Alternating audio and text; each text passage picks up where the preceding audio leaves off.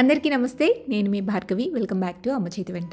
ఈరోజు వీడియోలో ఒక సింపుల్ రెసిపీని మీతో షేర్ చేయాలనుకుంటున్నాను.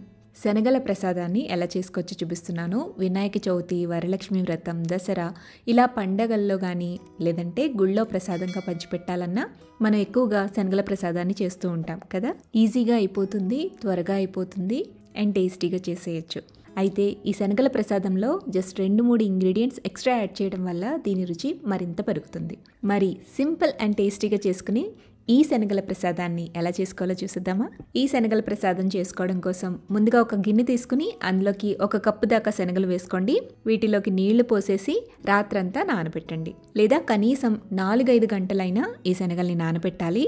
శనగలు త్వరగా నానాలి అంటే వేడి నీళ్లు వేసైనా నానబెట్టుకోవచ్చు.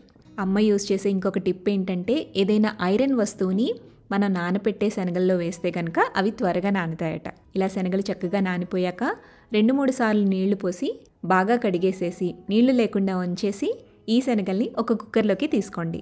ఇందులో శనగలు మునిగేంత వరకు నీళ్లు పోసి రుచికి సరిపడా ఉప్పు వేసి మూత పెట్టేసి 2 లేదా 3 విజిల్స్ వచ్చేంత వరకు మీడియం ఫ్లేమ్లో ఉడికించండి. ఇదిగో ఇలా శనగలు చక్కగా ఉడికాక నీళ్ళన్నీ కూడా ఉంచేసి శనగల్ని మాత్రమే పక్కన బౌల్లోకి తీసుకోండి.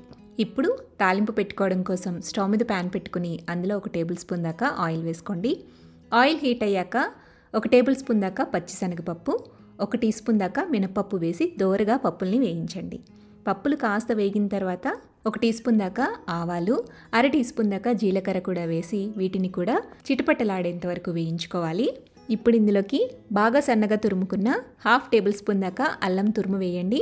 అలాగే 4 లేదా 5 పచ్చిమిరపకాయల్ని ఇలా సన్నగా పొడుగ్గా కట్ చేసుకుని వేసి ఆయిల్లో ఫ్రై చేయండి. పచ్చివాసన పోయేంత వరకు బాగా వేయించుకున్న తర్వాత మనం ఉడికించుకుని నీళ్లు వాడ్చి పెట్టుకున్న శనగల మొత్తాన్ని ఇందులో వేసేసేయండి. శనగలు వేసి బాగా టాస్ చేయండి.